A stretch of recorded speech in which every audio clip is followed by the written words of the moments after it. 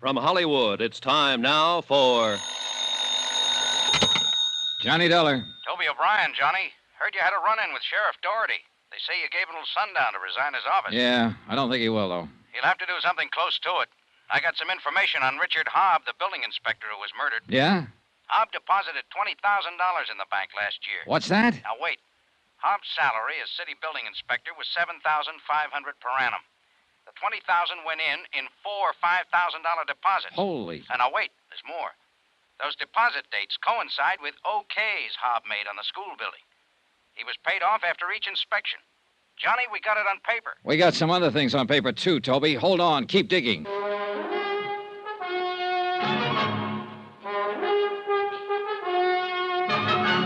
Tonight and every weekday night, Bob Bailey in the transcribed adventures of the man with the action-packed expense account, America's fabulous freelance insurance investigator. Yours truly, Johnny Dollar.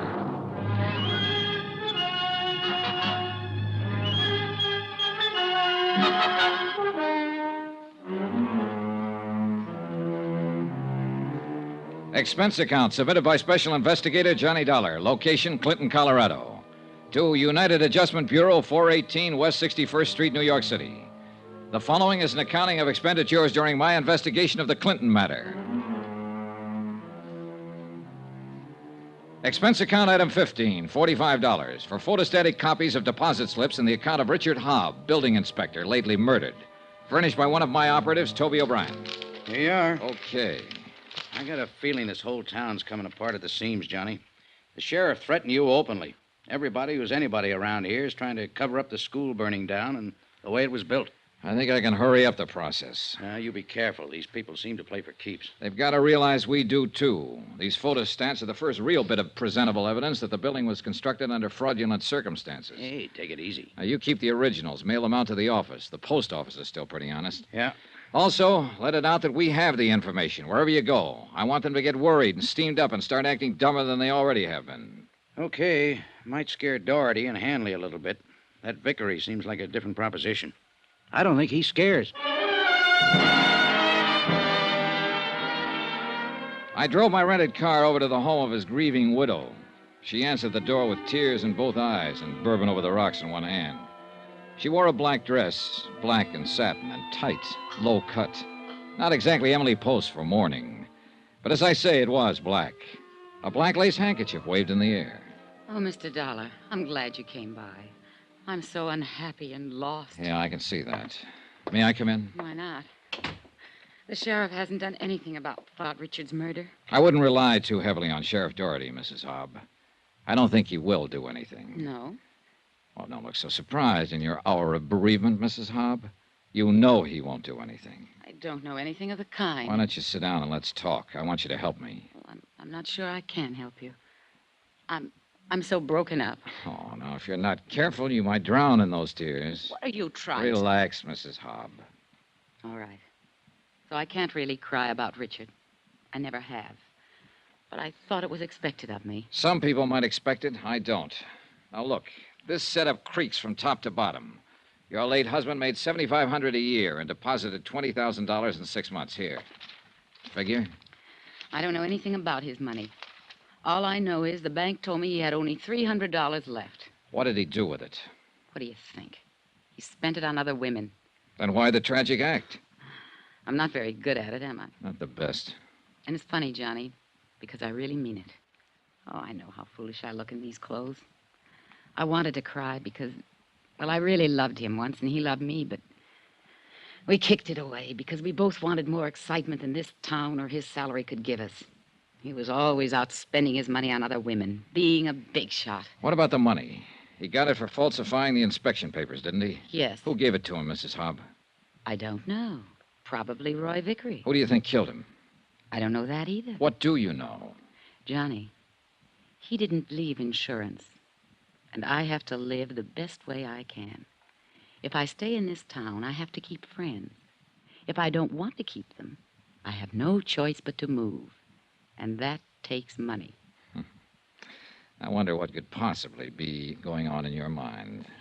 Your company handles insurance, doesn't it? 263 different kinds. Are you particular what kind of premiums you collect? Well, we pay off on a lot of things. Just what kind of insurance were you thinking about? $2,000 endowment. Got your pen? No, but my word's good at the cashier's cage. What do you got? And I'm trusting you. Richard got that $20,000 from the Clinton Gravel Company for services rendered. Know who owns the Clinton Gravel Company? Roy Vickery? That's close enough. Last night after you were here, Richard came back. I told him what you'd said to me. He said Vickery and the others were going to make a patsy out of him. So he left to see you. And got shot up. Hey, wait a minute. Vickery was outside your house when I left. He might have done it himself. That's all I can tell you. Now, do I get my insurance? If what you say is true, Mrs. Hobb, I'll have to check first. Well, you'll find out. Say, where do you come from, anyhow? Hartford, Connecticut. Connecticut. Say, I got an idea. What's the housing situation in Hartford? Rough. For you, Mrs. Hobb. Very rough. I finally tore myself away from the grieving widow and headed back for the hotel. On my way down the main street of Clinton, someone with a wrinkled coat and bourbon on his breath stepped out and stopped me. David Baines, the architect. Dollar. Well, hi. Yeah, I told you I was going to stick around and do something brave. Oh? I finally got up courage enough to do something decent. Decent for me, anyway.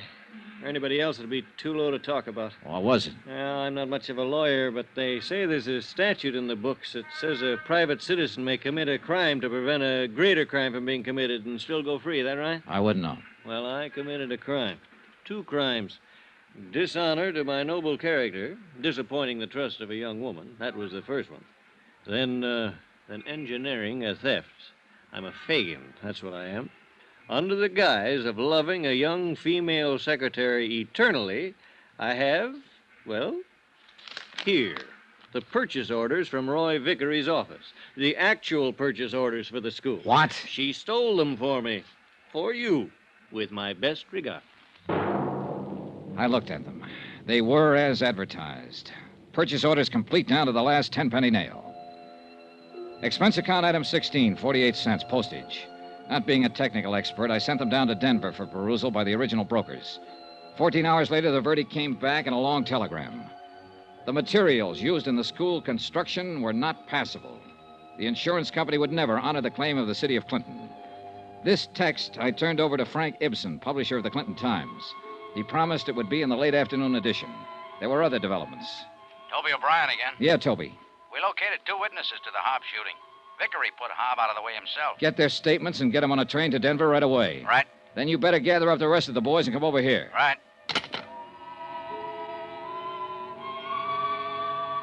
Expense account item 17, 10 cents, 1 newspaper. The afternoon edition of the Times, which carried a complete story of the insurance investigation up to date, naming Vickery as the perpetrator of the school fire and involving Sheriff Doherty and Chief Hanley. I phoned Frank Ibsen and explained his next edition could carry the story of Hobbs' murder by Vickery. Ibsen said he'd make up an extra for that. I'd no sooner hung up the phone than I had visitors. Want to come with us, Dollar? Not particularly. Who are you? Deputy Egan.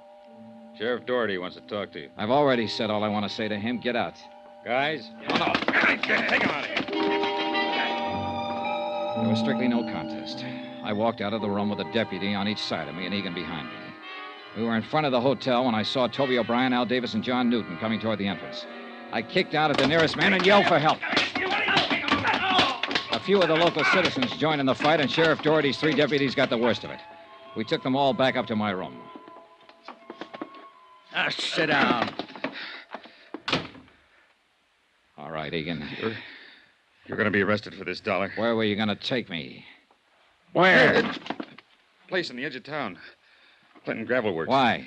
Doherty said to bring you back. He wanted to see you. Who's there with him? I don't know. The Clinton Gravel Works was a large building and tall shaft set on the edge of a frozen lake. Parked near the entrance was a long black limousine, such as a well-to-do contractor might drive. A white supercharged sedan, such as a fancy Western sheriff might use, and a red sedan, unmistakably belonging to the fire chief. We covered all the exits, and Toby O'Brien and I went in the front way. We were halfway up the steps when things began to happen. You all right? Yeah, come on.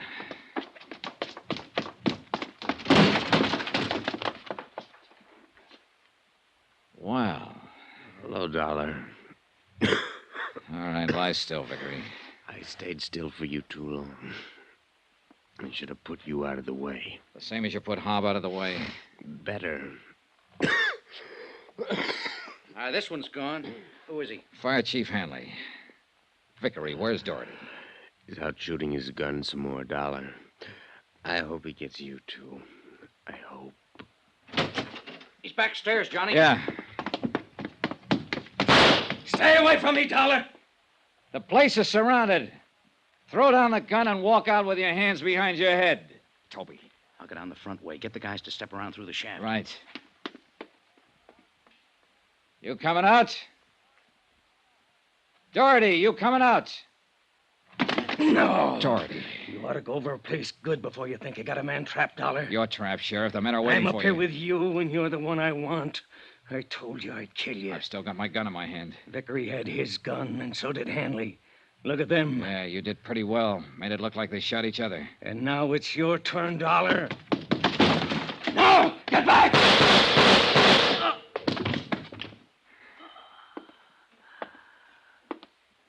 Okay, Johnny? Yeah, just a nick. Hey, get a doctor, will you? Yes, sure. Well, Sheriff? I guess I kind of forgot some. Yeah, what's that? The part about the falling out among thieves, Dollar. That was Sheriff Doherty's last statement. He died on his way to the hospital. Roy Vickery recovered and was arraigned on charges of murder, conspiracy, 28 counts all told. Chief Hanley was dead. Expense account item 18, $62, board and room. Item 19, $58, miscellaneous. Item 20, $164, transportation back to Hartford. Total expense account, $2,385.03. Yours truly, Johnny Dollar.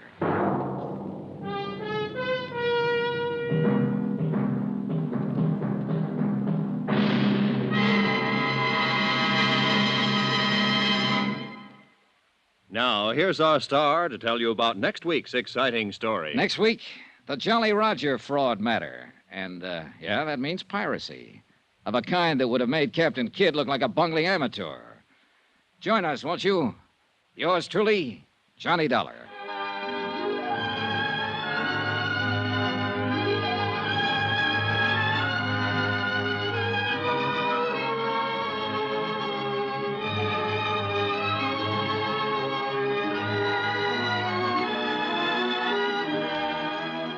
Yours truly, Johnny Dollar, starring Bob Bailey, is transcribed in Hollywood. Written by John Dawson, it is produced and directed by Jack Johnstone. Heard in this week's cast were Jeanette Nolan, Lucille Meredith, Carlton Young, Herb Ellis, Jack Petruzzi, Bob Bruce, Herb Butterfield, Paul Richards, Edgar Barrier, Russell Thorson, Jack Moyles, and Frank Gerstle. Musical supervision by Amerigo Marino. Be sure to join us on Monday night, same time and station, for another exciting story of yours truly, Johnny Dollar. Roy Rowan speaking.